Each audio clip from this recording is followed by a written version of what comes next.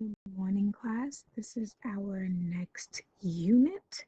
All right, we're starting April 20th, Monday, April 20th. All right, lesson 27, how do we simplify radicals? So this is going to be a little bit different. You don't have to actually do the do now. I'm going to be doing all the work, and then I'll have like a practice question or two for you to complete, upload it as I stated yesterday, just to give you a heads up. All right, how do we simplify radicals? List all the perfect squares from 1 to 25. All right, so in doing that, we have 1 times 1 is 1. Hold on. 1 times 1 is 1. 2 times 2 is 4. 3 times 3 is 9. 4 times 4 is 16. 5 times 5 is 25. 6 times 6 is 36. 7 times 7 is 49. 8 times 8 64, 9 times 9, 81, 10 times 10 is 100, 11 times 11 is 121, 12 times 12 is 144, 13 times 13, 169, 14 times 14, 196, 15 times 15, 225. So these are all of the perfect squares from 1 to 25. All right, take a picture of this if you like, write it down if you like, but I'm going to keep going. Okay, we have parts of a radical. The nth root of a real number a can be written as a radical expression, the square root of a. So that nth term is called your index.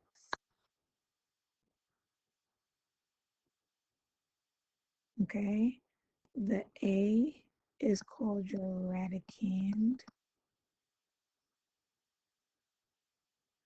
and then this is called your radical sum. All right. If there is no index, it is assumed that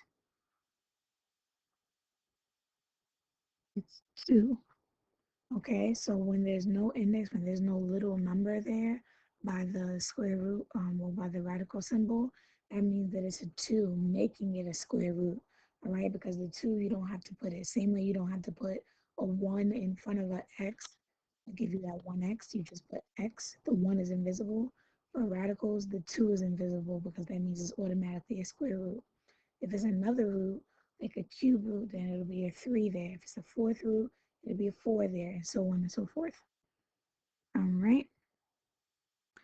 A square root of a number is one of the two identical factors whose product is that number, meaning 2 times 2, 3 times 3, 4 times 4, 5 times 5. Okay. The number that those numbers equal, product, means multiplication. That was what the square root is. So 5 times 5 is 25. 25 is the square root. Sorry, 5 is the square root of 25. All right, 25 is the perfect square. So the square root of a number are the two numbers that are the same. So if we use 5 times 5 as an example, 5 is the square root of 25. Okay. So every positive real number has two square roots. If k is greater than 0, the square roots of k are a positive and a negative, pretty much. So even though 5 times 5 equals 25, negative 5 times negative 5 is also 25, making negative 5 a root as well. Okay, so the positive square root of k is called the principal square root. So for example, like I gave you with the 5 times 5, here's another one. Square root of 36 is 6, but you have to include the plus or minus because it's both roots can equal positive 36. So positive 6 times positive 6 is 36, and negative 6 times negative 36, negative 6 is 36. All right, so 6 times 6, 36, negative 6 times negative 6 is also 36. And again, plus or minus 6, a root of 36. All right, so these are just some notes for you to read over, discussing the same thing, discussing all possible perfect squares. So I want to talk about these right here. All right, perfect squares can be numbers. They also can be variables. Now the trick with the variables is a little bit different. The powers or the exponents must have must be an even number. All right, so perfect squares in general don't have to be even numbers. 9 is not an even number, 25 is not an even number, but they're still perfect squares. So with numbers, it has to be two numbers that are the same multiplied,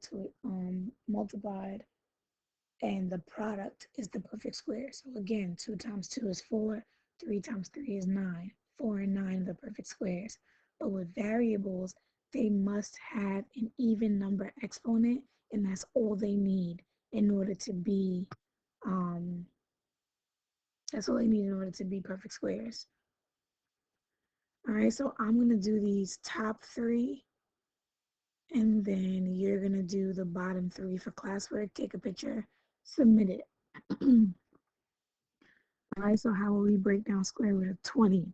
You want to pick, excuse me, you want to pick the perfect square, the highest perfect square that goes into 20. So if you look back here, I see that 16 goes into 20, but it doesn't go in evenly. All right, 9 goes into 20, but it doesn't go in evenly. 4 goes into 20, and it goes in evenly. So that is our highest perfect square that can go into 20. So I'm going to break that down. 4 times what gives me 20? That's 4 times 5. Both of them get radicals until we're able to simplify them. All right? Square root of 4 is 2. It comes out of the radical because we've now simplified it. All right? Now, the square root of 5 is an irrational number, so I'm going to leave it as such. And there's my final answer in simplest form. All right? The square root of 20 is 2 radical 5. So for this one, it's a little bit different. The 2 is already outside of the radical. You're going to leave it outside of the radical until we can deal with it later. All right? So we're going to break down this 50 going back. Okay?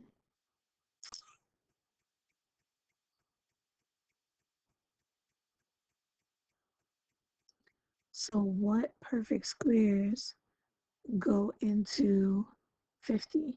So 49 is the highest. I know that doesn't go in evenly. 36 also doesn't go in evenly. The 25 does go in evenly. So 25 is the highest one we can deal with. So the 50 breaks down to 25, and 25 times what gives me 50? That's a radical 2. They both go under the radical because we're breaking down to 50, and 50 is under the radical. All right, so again, I'm going to bring down this 2 because remember, if there's nothing here, it's being multiplied. That's why I have multiplication here. All right, square root of 25 is 5. And then the square root of 2 is a radical number, so we're going to leave it as a square root of 2. Now I can multiply my outsides. 2 times 5 is 10.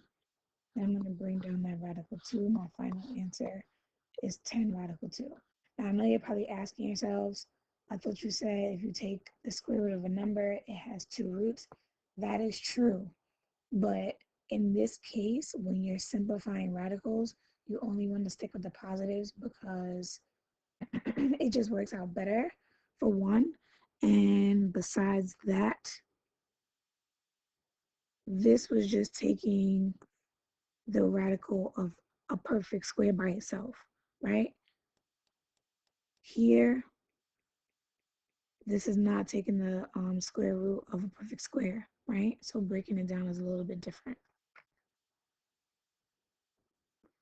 All right, this last one has variables incorporated. It's a little bit weird, this one, because I told you that variables must have an even number exponent in order to be perfect squares. So we have to find out what those even numbers are going to be. So let's start with 27 first, right? So I'm not going to go back to our chart just because I already know what this will look like. The highest number, highest perfect square that goes into 27 is 9. And then 9 times 3 gives me 27. Cool. So on the left here, I have all of my, I guess, perfect squares in a sense. And on the right, I have the numbers that cannot be broken down, right? So I'm going to do the same thing with the variables, right? I'm probably doing my own space, going to be a little crooked. So right now I'm doing the x. I hate the way that looks. Just trying to make this a little slimmer so I have space. All right, so even though it's pointing towards the y, I'm doing the x. Okay, so what is the highest even number under 7? That would be 6. So square root of x to the 6 is a perfect square. And then what's left over? 1x is left over. So x to the first power is left over. Because x to the 6 times x to the first gets me back to x to the 7th. Remember, there's multiplication in between these. Now the next one is for y. The highest even number under 11 is 10. So that gives me y to the 10th. And then I'm left over with 1y. All right. So now I'm going to go ahead and simplify the perfect squares. So the square root of 9 is 3. I'm going to bring down my radical 3 because I can't do anything with that. Square root of x to the 6. Now, when you take the square root of a variable with a even exponent, all you have to do is divide that exponent by 2 because this is a square root. Square root means the index is 2. So that becomes x to the third radical x. All right.